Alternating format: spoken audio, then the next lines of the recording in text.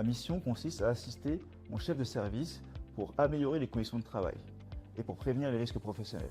Pour ce faire, je vais évaluer des risques, analyser des accidents et puis observer des postes de travail au quotidien. Mon rôle, c'est d'apporter du conseil à mes collègues en termes d'aménagement de poste de bureau. Lorsqu'on rencontre des problématiques plutôt de troubles musculo-squelettiques, de les orienter vers le service de médecine de prévention, qui pourra, le cas échéant, faire une étude de poste et préconiser du matériel adapté à chaque cas. Dans ce cadre-là, je serai chargé de l'achat du matériel, ça peut être des souris ergonomiques, des fauteuils de bureau adaptés, et du suivi de l'installation.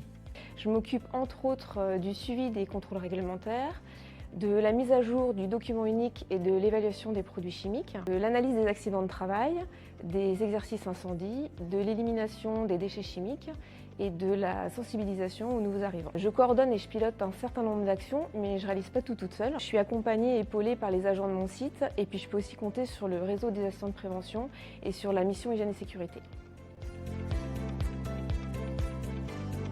Ce qui me plaît dans ce métier, c'est la découverte du travail de mes collègues, parce qu'il faut essayer de se mettre dans leur peau pour essayer de proposer des améliorations de leurs conditions de travail et également d'être curieux de toutes les avancées techniques pour pouvoir proposer des aménagements de poste. La fonction d'assistant de prévention, c'est une fonction transversale.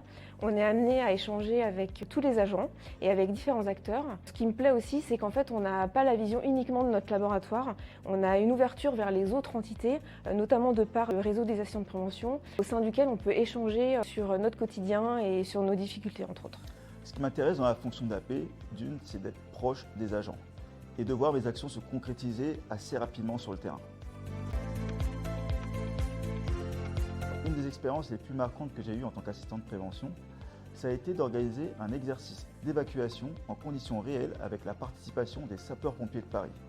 Ça a été très spectaculaire et très enrichissant comme expérience. La campagne de prélèvement d'air pour les produits chimiques volatiles, avec ma collègue du laboratoire de Fougères, nous avons été site pilote pour cette campagne de mesure des valeurs limites d'exposition professionnelle.